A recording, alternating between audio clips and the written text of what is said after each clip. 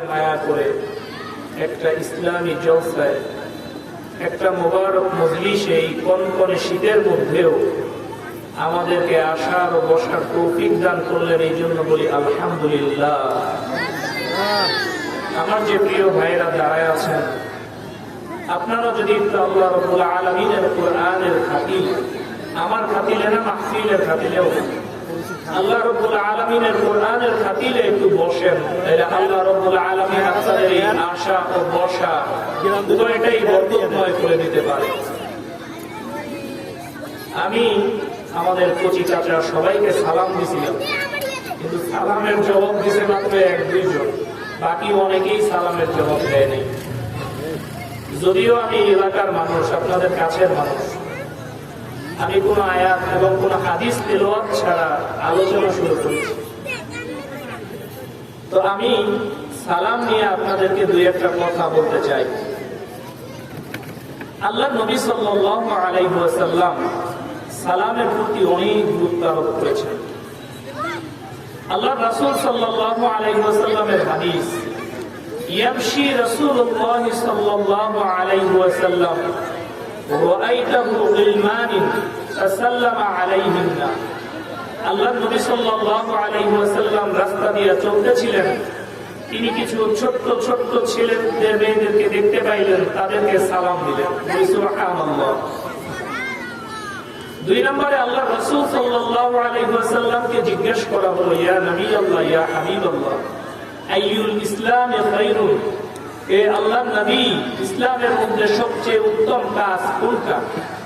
আল্লাহ নবী সাল্লাল্লাহু আলাইহি ওয়াসাল্লাম বলেন, তুতিউত তুআম, তোমরা অভুক্তকে খাবার খাওয়াও, ওয়া তুকরিউস সালাম, এবং বেশি বেশি সালামের প্রচলন করো। সুবহানাল্লাহি ওয়া বিহামদিহি। জান্নাতের মধ্যে যখন মানুষ যাবেন, আল্লাহ রাব্বুল আলামিন কালামুল্লাহ শরীফের মধ্যে বলেন, ইল্লা কিলান সালামান সালামা, তাদের ডানে বামে শুধু চলতে থাকবে সালাম আর সালাম। তাহলে সালামের গুরুত্ব আছে না নাই? এই আছে না নাই? তাহলে আমি আরেকবার সালাম দিব, একজনের মুখও যেন খালি থাকে না, সবাই সমস্বরে চিৎকার করে সালামের জবাব দিবেন, আসসালামু আলাইকুম ওয়া রাহমাতুল্লাহি ওয়া বারাকাতুহু। আলহামদুলিল্লাহ, এবার কিছুটা হয়েছে। আজকে এই মাঠে যে মোবারক জলসার আয়োজন করা হয়েছে, তাতে আপনারা খুশি না বেজার? অল্প না বেশি? যারা বেশি খুশি এরা একটু জোরে বলবেন আল্লাহু আকবার। না, এই আল্লাহু আকবারে হবে না। এই আল্লাহু আকবার দিয়ে আবার ভারতের ডর যাইতে চায়। চিন্তা করেন, কত বড় দেশ, কত বড় শক্তি, এই আল্লাহু আকবারের জোর দিয়ে হেরু বিরুদ্ধে বলবে। আল্লাহু আকবার হতে হবে শাহজালাল ইয়ামিনী রাহমাতুল্লাহি আলাইহির মতো, আল্লাহু আকবার হতে হবে শাহ কোরআন রাহমাতুল্লাহি আলাইহির মতো, আল্লাহু আকবার হতে হবে ফজলুল হক আমিনী রাহমাতুল্লাহি আলাইহির মতো। এই জন্য আপনারা সবাই একটু জোরে সোরে সমস্বরে চিল্লায়া সবাই বলেন আল্লাহু আকবার। ঠিক আছে। আর আমার যে ভাইরা দাঁড়ায় আছেন, যদি একটু মেহেরবানি করে কষ্ট করে বসেন, তাইলে আল্লাহর দরবারে আপনাদের জন্য দোয়া করব যেন আল্লাহ রাব্বুল আলামিন এই মাহফিল আপনাদের জন্য কবুল করেন। আর যারা উস্তাদুল মুহতারাম আছেন, তারা একটু তাবলীগ নিজামের নিজাম একটু ধরে ধরে বাইরে বসায় দেবেন। আমি ভূমিকা আর দীর্ঘায়িত করব না। আমি আজকে প্রস্তাব করছি এমন কিছু আলোচনা করব যেটা আমার আশেপাশের সবার জন্য যথেষ্ট হয়ে যায়। কারণ আমি যেহেতু এই জায়গার মানুষ, এই জায়গার সমস্যাগুলো আমি জানি। আল্লাহ রাব্বুল আলামিনের কোরআনুল কারীমের প্রত্যেক পদ ও পরতে আমাদের জন্য উপদেশ আর উপদেশ। কোরআনুল কারীমের 18 নম্বর পারা আল্লাহ রাব্বুল আলামিন শুরু করেছেন সূরা মুমিনুন দিয়া। কি সূরা? এই ছাত্ররা বলো, কি সূরা? সূরা মুমিনুন দিয়া। এই সূরা মুমিনুন থেকে আমি চেষ্টা করব কিছু আলোচনা করার জন্য। সবাই বলি ইনশাআল্লাহ। আরো জোরে বলি ইনশাআল্লাহ। আমার সাথে সাথে সবাই পড়ো, আউযু বিল্লাহি মিনাশ শাইতানির রাজীম, বিসমিল্লাহ বিসমিল্লাহির রাহমানির রাহিম قد أفلح المؤمنون বলে আল্লাহু আকবার। আল্লাহ রাব্বুল আলামিন কালামুল্লাহ শরীফে বলেন মুমিনরা সফল কাম কারা? এই বলেন কারা? মুমিনরা। কারা? মুমিনরা। এখন মুমিন যদি হতে হয় তাইলে আপনার সর্বপ্রথম ঈমান আনতে হবে। কি আনতে হবে বলেন? ঈমান আনতে হবে। মুমিন হওয়ার প্রথম শর্ত কি? ঈমান আনা। ঈমান আপনি কিভাবে আনবেন? ঈমান কেমন জিনিস? ঈমান খায় না মাথায় দেয়। এটার ধরন কেমন, বলন কেমন, এটা আমাদের জানার দরকার আছে না নাই? জানার দরকার আছে না নাই? আল্লাহ রাব্বুল আলামিনের নবী প্যারে হাবিব নবী মুহাম্মদ মুস্তাফা সাল্লাল্লাহু আলাইহি ওয়াসাল্লাম বলেন আল ঈমানু লাহু বিদ'ুন ওয়া সাবউনা শু'বা। আল্লাহ নবী বলেন ঈমানের ৭৭টা শাখা আছে। আফদালুহা কাউলু লা ইলাহা ইল্লাল্লাহ। এই ৭৭টা শাখার মধ্যে সর্বোত্তম শাখা, সবচেয়ে সুন্দর শাখা হচ্ছে লা ইলাহা ইল্লাল্লাহ ওয়া আদনাহা ইমাতাতু আযা আনিত তরিক। আর ঈমানের সর্বনিম্ন শাখা, সবচেয়ে অন্য শাখা হচ্ছে রাস্তা দিয়া কোন কষ্টদায়ক বস্তু দূরে সরায়া দেওয়া। সুবহানাল্লাহ বলেন। ঈমান নিয়া আরেকটু কথা বলি। আমরা ছোটবেলায় কালেমা পড়ছি আমানতু বিল্লাহি ওয়া মালাইকাতিহি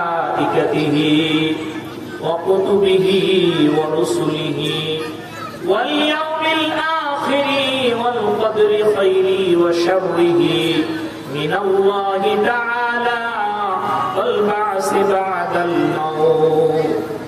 কি কি বিষয়ের উপর ঈমান আনতে হবে এটা আমাদের জানার দরকার আছে না নাই? সর্বপ্রথম ঈমান আনতে হবে আমানতু বিল্লাহ, আল্লাহর উপরে। কিসের উপরে? আল্লাহর উপরে। ২ নম্বর ঈমান আনতে হবে ওয়া মালাইকাতিহি, আল্লাহ রাব্বুল আলামিন এত বড় বড় মিলিয়ন মিলিয়ন মিলিয়ন মিলিয়ন ফেরেশতা বানাইছেন। ২ নম্বর ঈমান আনতে হবে এই সমস্ত ফেরেশতাদের উপরে। বলেন আল্লাহু আকবার।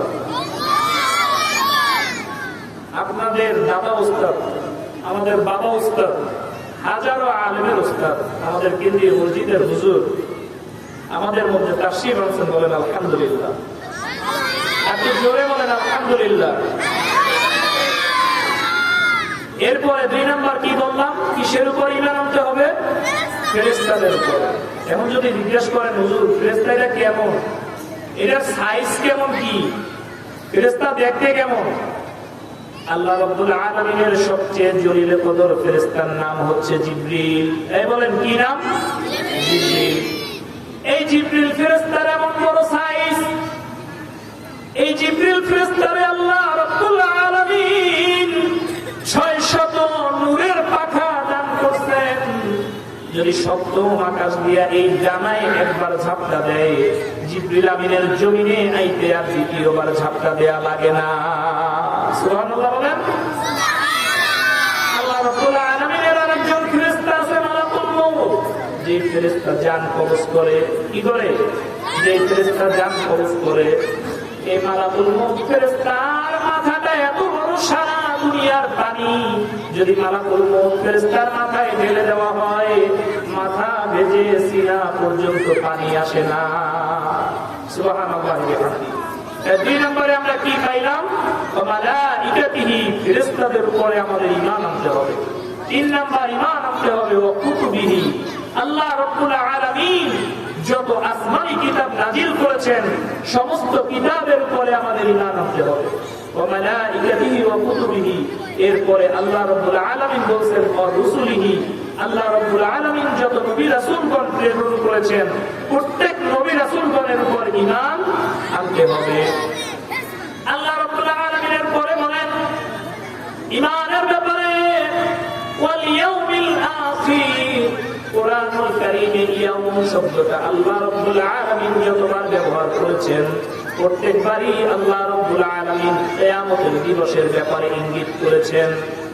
ওয়াল ইয়াউমিল আখির, কিয়ামতের দিবস যে শব্দ আল্লাহ রাব্বুল আলামিনের সামনে যে দাঁড়ানো লাগবে, এই ব্যাপারে ঈমান আনা লাগবে।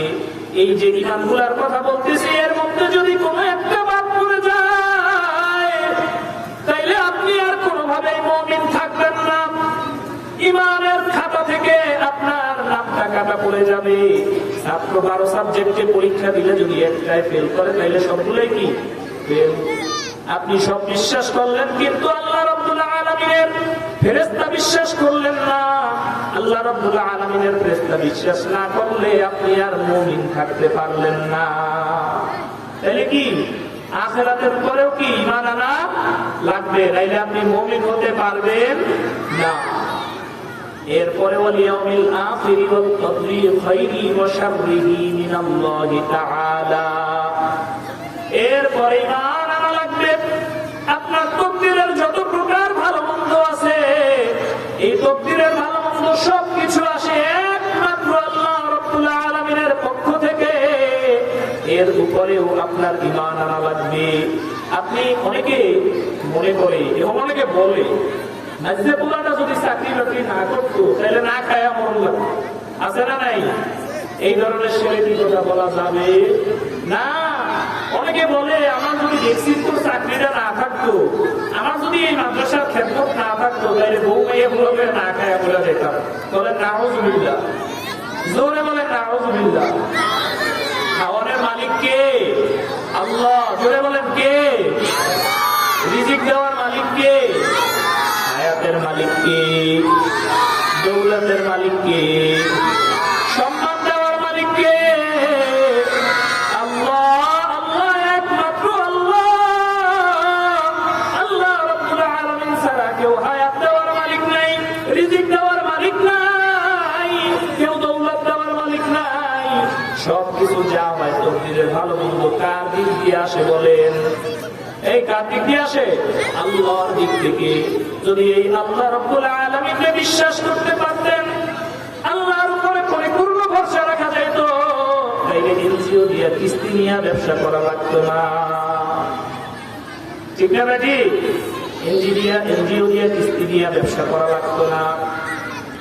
আপনার এই বিষয়গুলোর যদি উপর ঈমান আনেন তাইলে আল্লাহ রাব্বুল আলামিনের ভাষায় আপনি সকল কাম হয়ে যাবেন। এই মুমিনের কথাই আল্লাহ রাব্বুল আলামিন বলেন মুমিনরা সফল কাম। আল্লাহ রাব্বুল আলামিন বলেন ক্বাদ আফলাহাল মুমিনুন। এরপরে আসেন আয়াত নাম্বার 2।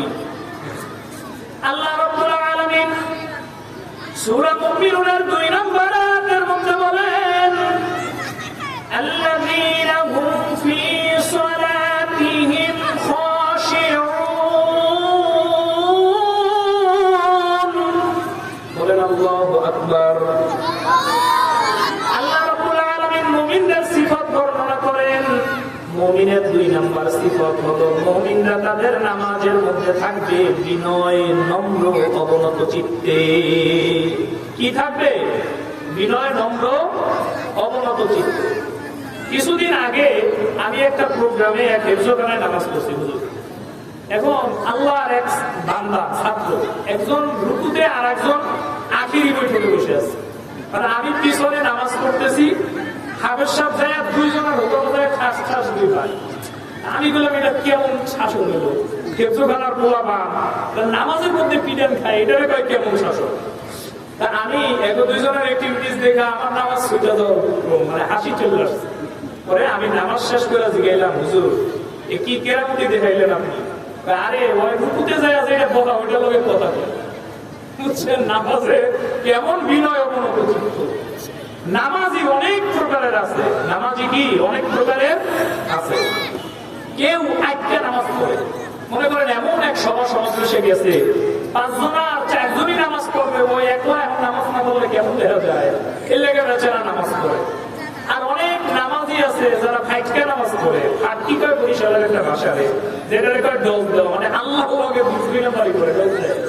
মানে নামাজ 4 রাকাত নামাজ পড়তে লাগে মনে 3 মিনিট, সেজদা ঠিক মতো দেয় না, রুকু ঠিক মতো দেয় না, সেজদার কথাবার্তা ঠিক মতো দেয় না, নামাজ পড়ে। এমন নামাজি সমাজে আছে না নাই? এই বলেন আছে না নাই? নামাজ পড়ে 12 বছর, আত্তাহিয়াত জিজ্ঞেস করলে ঠিক মতো বলতে পারে না, সূরা ফাতিহা তার সহিহ না, এরকম নামাজি আছে না নাই? আছে।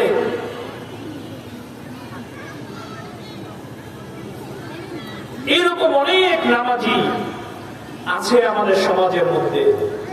এই জন্য আল্লাহ রাব্বুল আলামিন বলেন, আল্লাযীনা হুম ফী সালাতিহিম খাশিউন, মুমিন তো তারাই হবে যারা তাদের নামাজের মধ্যে বিনয়, নম্র, অবনত চিত্তে থাকবে। বলি আল্লাহু আকবার।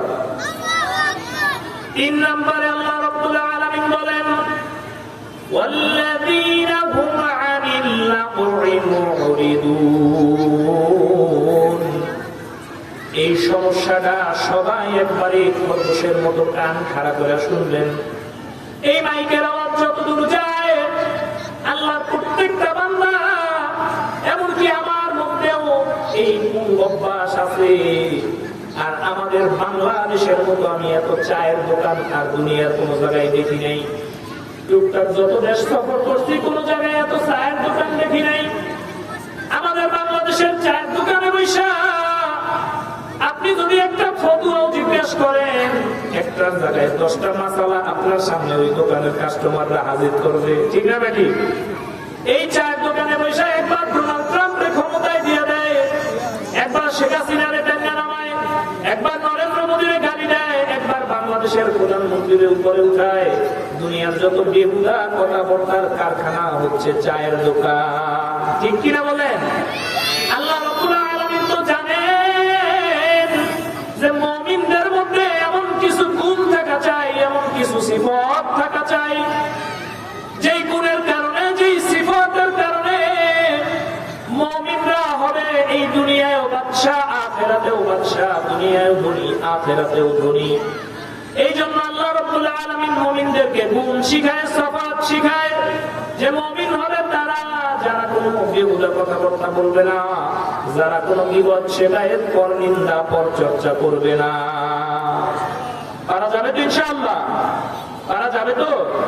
এই গীবত, আল গীবত আশাদ্দু মিনাজ জিনা, গীবত হচ্ছে জিনার চেয়েও মারাত্মক ভয়াবহ। আল গীবত আশাদ্দু মিনাল কতল, গীবত হচ্ছে যুদ্ধের চেয়েও খারাপ। গীবত কারে বলে? আপনি একজন আর হাসা হাসা দোষী কইলেন, কিন্তু তার পিছনে বইয়া কইলেন, এই কথাটারই কি বলে? গীবত বলে। গীবত নিয়ে আল্লাহ রাসূল সাল্লাল্লাহু আলাইহি ওয়াসাল্লামের বিখ্যাত হাদিস আছে। আমি ওই দিকে যাব না, শীতের রাত, আপনারাও কষ্ট পাচ্ছেন, অল্পের মধ্যেই ছেড়ে দেবো ইনশাআল্লাহ। তাইলে আমরা চেষ্টা করব কেউ কারো ব্যাপারে গীবত, শিকায়েত, পরনিন্দা, পরচর্চা, এক কথায় বেহুদা কোনো আলাপ করব না। সবাই বলেন, বেহুদা কোনো আলাপ করব না। এরপরে আয়াত আল্লাহ রাব্বুল আলামিন বলেন, ওয়াল্লাযীনা হুম লিস-সালাতি ফাঈলুন, এবং তারা হবে মুমিন, তাদেরই হবে মুমিনের সিফাত, যারা ঠিক ঠিক মতো তাদের যাকাত আদায় করে দিবে। বর্তমান সমাজে দেখা যায় যাকাত দেওয়ার জন্য এলাকায় এলাকায় মাইকিং করা হয়, মাইকিং করে যাকাতের টাকা দিয়া অনেক দোকানে যা পোস্টার দেখি লেখা আছে এই জায়গায় যাকাতের শাড়ি পাওয়া যায়। এরপরে কিছু যাকাতের শাড়ি কিনে, এরপরে সারা এলাকায় মাইকিং করে যাকাত দেওয়ার জন্য আশেপাশে 10টা ক্যামেরা লাগায়, বিশাল লম্বা করে লাইন দিয়ে তারপরে যাকাত দেয়। ওই যাকাত আল্লাহ রাব্বুল আলামিনের উদ্দেশ্যে দেয় না। এই বান্দা যারা এইভাবে যাকাত দেয়, তাদের যাকাত দেওয়ার উদ্দেশ্য হলো মানুষকে দেখানো, ঠিক না নাকি? যাকাত দিতে হবে কার জন্য? একমাত্র আল্লাহর জন্য। কার জন্য? একমাত্র আল্লাহর জন্য। আল্লাহকে উদ্দেশ্য করে যদি আপনি কোনো ইবাদত না করেন, আপনার ওই ইবাদত কবুল হবে না। আপনি আল্লাহর উদ্দেশ্য করে যদি ইবাদত না করেন, লোক দেখানো যদি আপনার উদ্দেশ্য থাকে, তাহলে এই ইবাদত গ্রান্টেড হবে না। ইবাদত করা লাগবে একমাত্র আল্লাহ রাব্বুল আলামিনকে দেখানোর উদ্দেশ্য করে। এই জন্য যাদের উপরে যাকাত ফরজ, 52.5 তলা রূপ্য পরিমাণ সম্পদ যদি আপনার কাছে থাকে, তাইলেই আপনার উপরে যাকাত খরচ। তাইলে আপনার যাকাত ঠিক মতো আদায় করে দিতে হবে। এবং যাকাতের নিসাব যে সমস্ত জায়গায় আপনার নিসাব পরিমাণ সম্পত্তি থাকলে, যে জায়গাগুলো যাকাতের খাত বর্ণনা করা হয়েছে, উলামায়ে কেরামদের পরামর্শ নিয়ে ওই সমস্ত খাতেই যায় যাকাত আদায় করে দিতে হবে। ঠিক কিনা ভাই আমার? কারণ এই গুণগুলা যদি আপনার মধ্যে না থাকে, তাহলে আপনি কোনদিন মুমিন হতে পারবেন না। আল্লাহ নবী সাল্লাল্লাহু আলাইহি ওয়াসাল্লামের স্ত্রী আম্মা জান আয়েশা রাদিয়াল্লাহু তাআলা আনহা একজন সাহাবী জিজ্ঞেস করলেন, হে আম্মা জান আয়েশা, আল্লাহ নবী সাল্লাল্লাহু আলাইহি ওয়াসাল্লামের জীবনের আমল সম্পর্কে আমাদেরকে একটু বাতাস। আম্মা জান আয়েশা বলল, তোমরা কি সূরা মুমিনুনের প্রথম 10টা আয়াত পড়ো নাই? বলেন সুবহানাল্লাহ।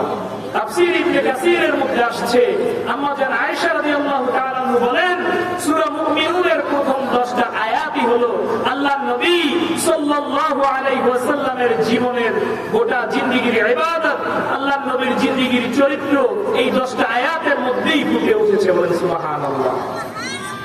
আমরা আসলে কোরআনুল কারীম পড়িও না, কোরআনুল কারীমের আশেপাশে ভিড়িও না, কোরআনুল কারীমের কাছে যাইও না। আল্লাহ রাব্বুল আলামিন জানতেন, কারণ এই মানুষ তো বানাইছেন তিনি, মানুষের কি রূপ তিনি জানতেন।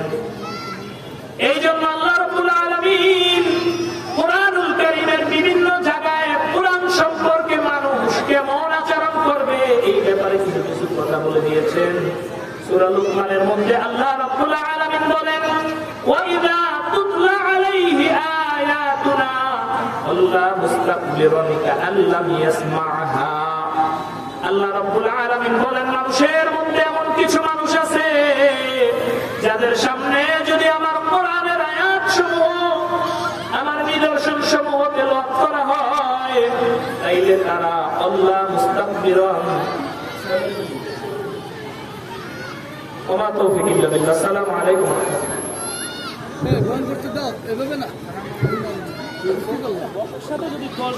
আমি তো কিছু বলি না,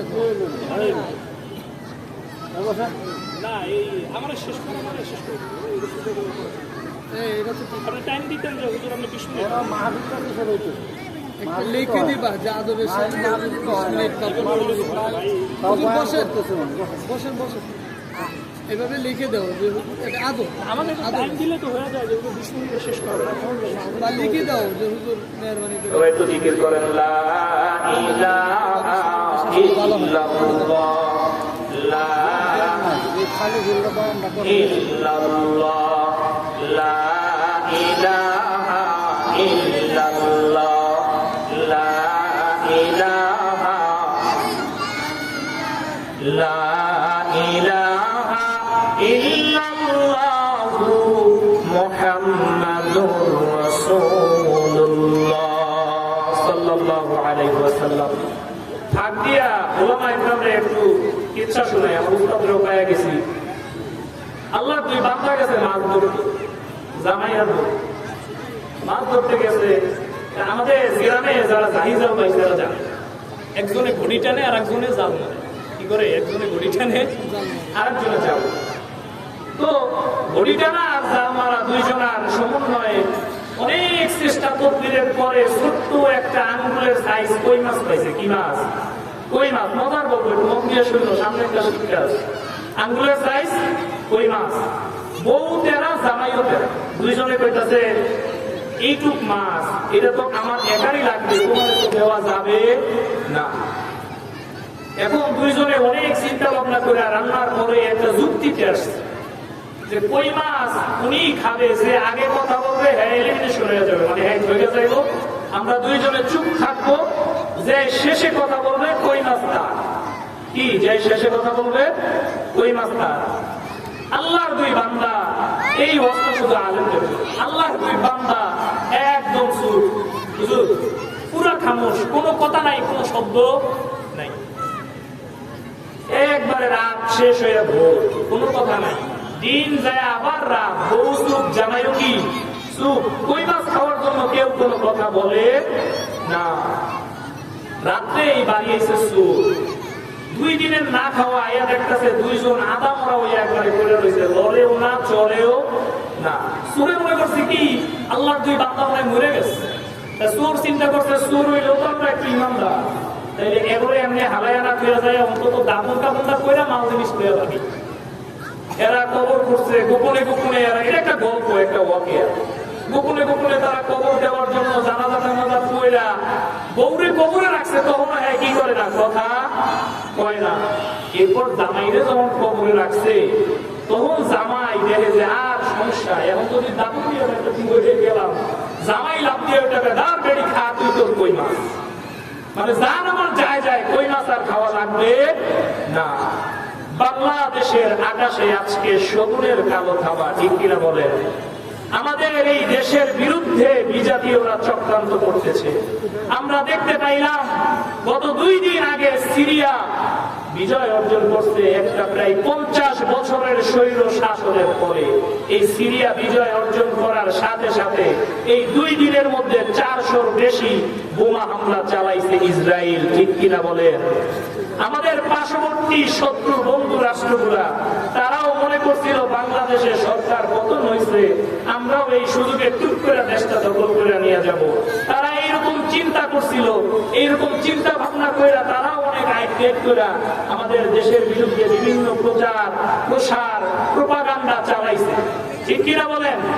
আগে আমাদের ওলামা ইকরাম তাদের দেশ বিক্রি হয়ে যেত, কিন্তু কই মাছ ছাড়তো না, কেউ কেউ গদি ছাড়তো না, কেউ কেউ অবস্থান থেকে নড়তো না। কিন্তু এই বিদেশির চাপে দেখা গেছে বাংলাদেশের রাম বাম ডাইন আওয়ামী লীগ বাদ দিলাম, বিএনপি জামাত যত ওলামা ইকরাম আছে, এই বাংলাদেশের সমস্ত মানুষ বিদেশিদের বিরুদ্ধে, বিদেশিদের প্রোপাগান্ডার বিরুদ্ধে কাঁধে কাঁধ মিলাই এক হয়েছে, ঠিক কিনা বলেন? বাংলাদেশের মানুষ আর এই বিদেশিদের চোখ রাঙানিতে ভয় পায় না। আপনারা কি ভয় পান? অন্য দেশের মানুষের চোখ রাঙানিতে কি ভয় পান আপনারা? ভয় পায় না বিদেশিদের চোখ রাঙানিতে। আমাদের দেশের মানুষ এখন সোচ্চার, বলেন আলহামদুলিল্লাহ। আমাদের দেশের দিকে যদি কেউ কালো থাবা দেয়, আমরা তাদের হাত ভেঙে দেবো, বলেন ইনশাআল্লাহ। এই দেশের দিকে যদি কেউ চোখ রাঙায়, তাহলে আমরা তাদের চোখ তুলে ফেলবো, বলেন ইনশাআল্লাহ। কারণ আল্লাহ নবী বলেন হুব্বুল ওয়াতানি মিনাল ঈমান, দেশপ্রেমী কি ঈমানের অঙ্গ। আমি আমার আলোচনায় ফিরে যাই। আমি পড়তেছিলাম 2 নাম্বার যে আয়াতটা নামাজের ব্যাপারে, সামনে আর অগ্রসর হওয়ার সুযোগ নাই, শীতের রাত, এই নামাজের ব্যাপারে অনেক করা তাগিদ দিয়েছেন। আমি একটা ছোট্ট ঘটনা বলেই শেষ করব। আপনারা ইসলামের 2য় খলিফার নাম জানেন? এই 2য় খলিফার নাম জানেন? কে জানেন? নামটা বলেন তো। খলিফা ওমর। কি নাম? খলিফা ওমর।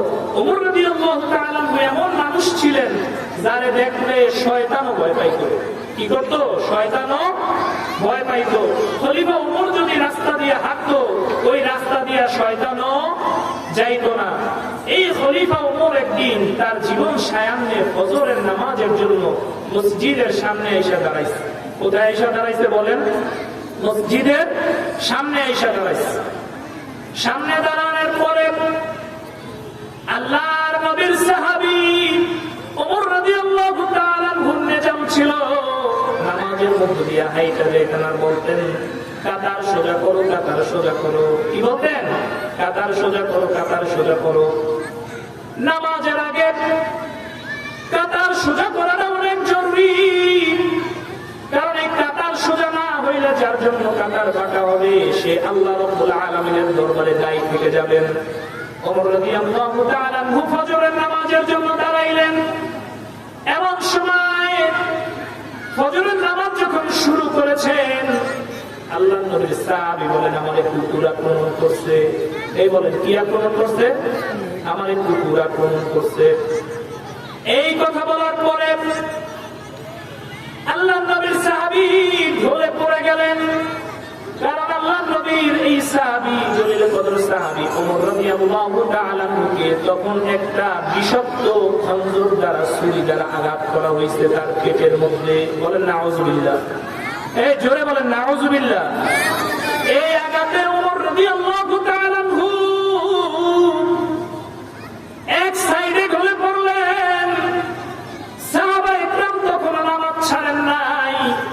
সাহাবায়ে কেরাম সামনে এসে ফজরের নামাজ শেষ করলেন। সুবহানাল্লাহ বলেন। নামাজের যদি গুরুত্ব না থাকতো, ওমর তো শুধু ইমাম না, ওমর হইল অন্য জাহানের খলিফা, আল্লাহর নবী সাল্লাল্লাহু আলাইহি ওয়াসাল্লামের সবচেয়ে একজন জলিল কদর সাহাবী। শুধু সাহাবী না রে, ওমর রাদিয়াল্লাহু তাআলা আনহু এমন একজন মানুষ, যদি আল্লাহর নবী সাল্লাল্লাহু আলাইহি ওয়াসাল্লামের পরে কেউ নবী হতো, তাইলে এই নবী হতো ওমর। এই ওমর রাদিয়াল্লাহু তাআলা আনহুকে সাইড করে নামাজ পড়লেন। নামাজ শেষ হওয়ার পরে ওমর রাদিয়াল্লাহু তাআলা আনহুকে ধরাধরি করে তার হুজরার মধ্যে নিয়ে গেলেন। নিয়ে যাওয়ার পর প্রথম তাইলে দুধ খেতে দেওয়া হলো। দুধ খাওয়ার পরে ওমর রাদিয়াল্লাহু তাআলা আনহুর নারী ভুঁড়ি ফাঁক হয়ে দুধগুলা বাইরে বেরিয়ে আসলো, খাইতে পারে নাই। আরে আল্লাহর নবীর সাহাবীরে শাহাদাত করার জন্য কি নিদারুণ কাফেরের আক্রমণ! ফজরের নামাজের সময় এই আক্রমণের কারণে তারপরে ওমর রাদিয়াল্লাহু তাআলা আনহুকে খেজুরের শরবত খেতে দেওয়া হলো। ওমর রাদিয়াল্লাহু তাআলা আনহুর এই খেজুরের শরবত পেটে থাকে না। নাউজুবিল্লাহ বলেন। ওই যে পেটে আঘাত করলেন, আর ওই দিয়া বের হইয়া পড়ে গেছে। আল্লাহর নবীর সাহাবী এমতো অবস্থায় যেই যেই জিনিস ওসিয়ত করা যায় সবকিছু তিনি বলে গেলেন, ওসিয়ত করে গেলেন। ওমর রাদিয়াল্লাহু তাআলা আনহু তার একজন খাদেমকে বলল, তুমি হিসাব করে দেখো, তুমি হিসাব করে দেখো আমার কি পরিমাণ ঋণ আছে। তার খাদেম হিসাব করে বললেন, ইয়া ওমর, আপনার ৮৬,০০০ দিরহাম পরিমাণ ঋণ আছে। ওমর রাদিয়াল্লাহু তাআলা আনহু তারে হুকুম দিলেন, আমার সম্পত্তি বেচা হইল, ঋণ আদায় করে দাও, কর্জ আদায় করে দাও।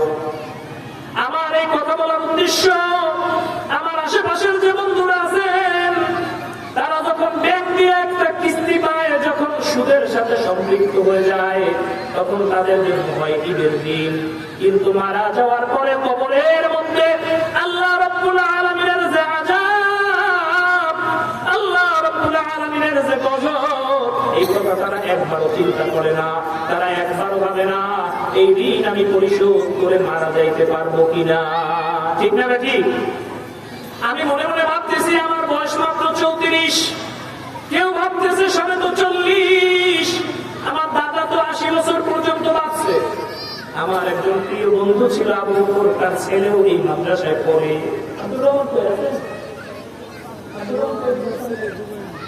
আমার একজন প্রিয় বন্ধু ছিল আবু বকর, আমার সবচেয়ে প্রিয় বন্ধু, তার সন্তান এই মাদ্রাসায় পড়ে। আপনারা সবাই এর জন্য দোয়া করবেন। আল্লাহ রাব্বুল আলামিন মাদ্রাসার সব ছাত্রকে, বিশেষ করে আমার এই ভাতিজারে বলে আল্লাহ আলিম বলেন আল্লাহুম্মা আমিন। এই জোরে বলেন আল্লাহুম্মা আমিন। আমার এই প্রিয় বন্ধু, তিনিও হয়তো ভাবছিলেন এই দুনিয়ায় আমি অনেকদিন বেঁচে থাকবো। এটা প্রত্যেকটা মানুষের একটা চিন্তা ভাবনা, ঠিক না বেটি? আমিও ভাবি, কারণ আমি যখন ঋণ করি তখন ১০০ বছরের পরিকল্পনা করে করি, ঠিক কিনা বলেন? আমি যখন ঋণ করি, ব্যাংক দিয়ে সুদের টাকা উঠাই, তখন আমিও ভাবি যে আমি এইসব কিস্তি পরিশোধ করে মরতে পারবো, ঠিক না বেটি? কিন্তু আল্লাহ রাব্বুল আলামিন আমার হায়াতের জিন্দেগি কতদিন রাখছে আমার জানা নাই। আমার বন্ধু অল্প কয়েকদিন আগে জানাজা পড়ায় গোসল করায় কবরে রেখে আল্লাহ রাব্বুল আলামিন নিয়ে গেছেন। ঠিক খলিফা ওমর তেমনি ওসিয়ত করে গেলেন, আমার যে ঋণগুলো আছে এই ঋণগুলো তোমরা এইভাবে পরিশোধ করে দিবা।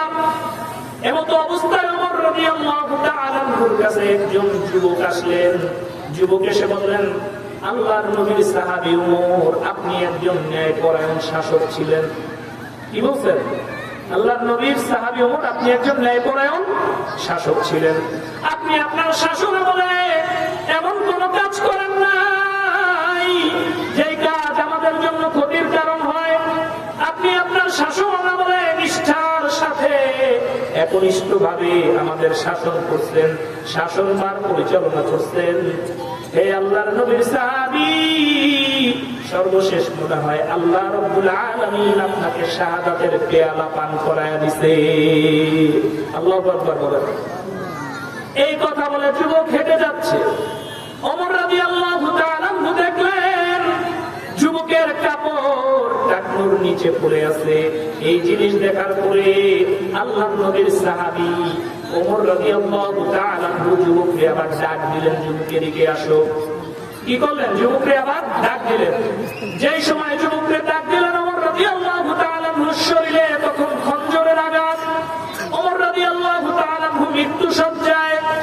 এমন অবস্থায় যুবককে ডাক দিয়ে বললেন, যুবক তোমার এই যে দেখা যায়, এই যুবক তোমার যে দেখা যায় পায়ের মধ্যে যে দাগ দেখা যায়, সবাই একটু জিকির করেন, লা ইলাহা ইল্লাল্লাহ, লা ইলাহা ইল্লাল্লাহ, লা ইলাহা ইল্লাল্লাহ। এটা ডিস্টার্ব করতে কইতাছি না, সন্ধ্যার পর থেকে এরকম চলতেছে। এই কারেন্ট গেছে না, এটা ডিস্টার্ব কোনটা? কারেন্ট আসছে। মুহাম্মাদুর রাসূলুল্লাহ। আল্লাহর নবী সাহাবী ওমর যুবকের ডাকে, যুবক এই যুবক একটু ডাকো, এই যুবক আমার প্রশংসা করে গেল। যুবকের ডাইকা একটু প্রায় ওমর তারে বলতেছে, এই মরা রাগ দিয়া উপদেশ করতেছে, যুবক তোমার টাকনুর গিরার নিচে তোমার কাপড়টা ধুইলা ধুইলা যাইতেছে। সুবহানাল্লাহ বলেন। মরার আগে কি উপদেশ করলো যুবক? টাকনুর নিচে তোমার কাপড় ধুইলা ধুইলা যাইতেছে। আমাদের বর্তমান সময় যুবকদের একটা ফ্যাশন, যেন টাকনুর নিচে না পড়লে আর হয় না, ঠিক না ভাই?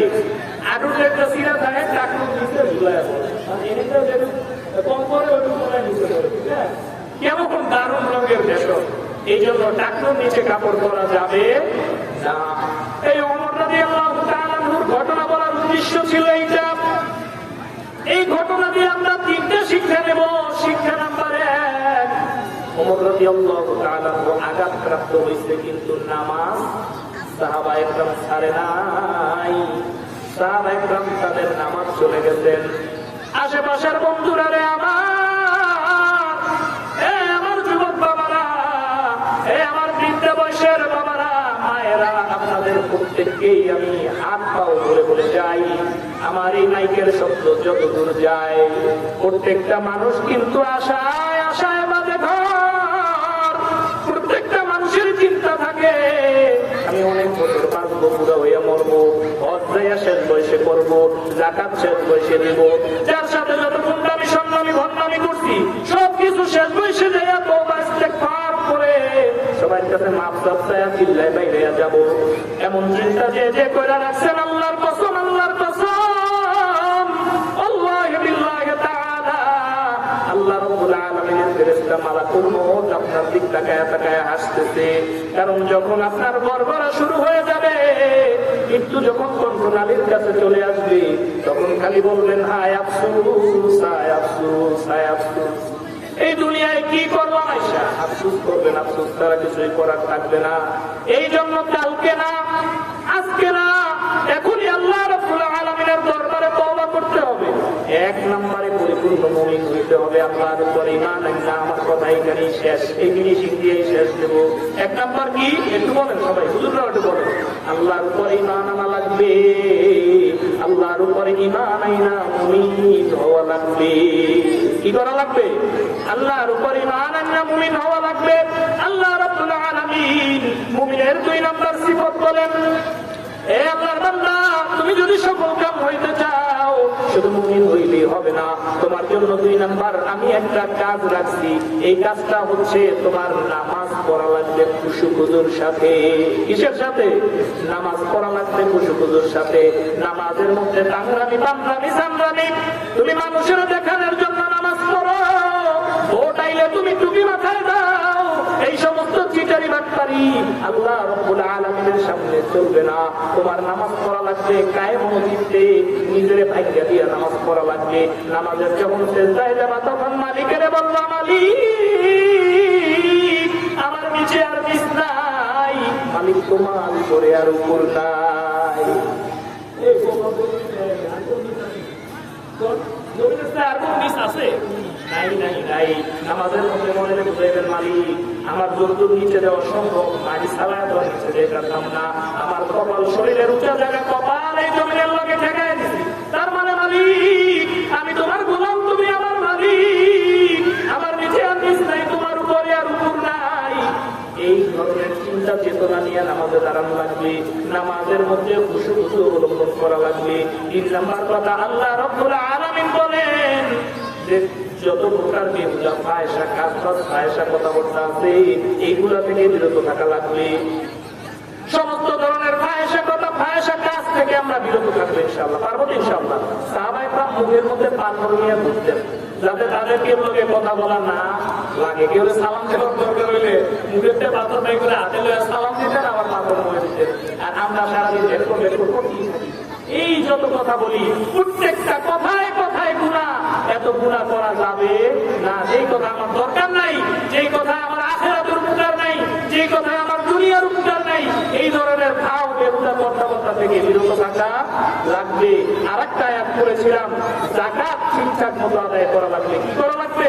যারা ধনী আছেন হিসাব করে সম্পদের পুঙ্খানু হিসাব করে যাকাত আদায় করা লাগবে। এবং যদি আমরা এই কাজগুলো করতে পারি তাইলে আল্লাহ রাব্বুল আলামিনের কাছে আমরাই সফল কাম, আমরাই মুমিন, আমরাই হচ্ছে জান্নাতুল ফিরদাউসের ওয়ারিস। আপনাদেরকে আমি একটা নাতের 2টা লাইন শুনাইয়াই বিদায় দেব। ऐसा बूदो गम्बूदो वाले मंजूर दुआ करना, जब वक्त न जाए दीदारे अता करना। ऐसा बूदो गम्बूदो वाले मंजूर दुआ करना, जब वक्त न जाए दीदारे अता करना। ऐ नूर खुदा कर आंखों में समझ आना, ऐ नूर खुदा कर आंखों में समझ आना, ऐ दर्द बुला लेना,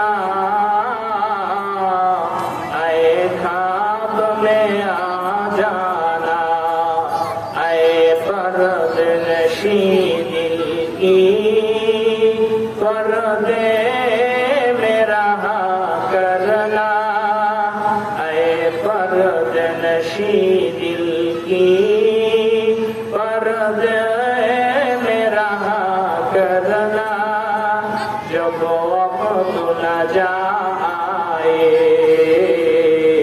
दीदारे अता करना। मैं कब्र अंधेरी में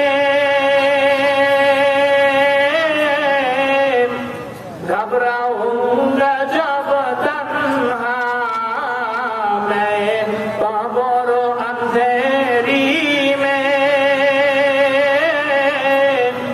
घबराऊंगा जब तन्हा, इमदाद करने में आ जाना मेरे आका, इमदाद करने में आ जाना मेरे आका, जुल्मत करने रोशन को मेरे पास में आ जाना, जब वक्त न जाए अता दीदारे अता करना।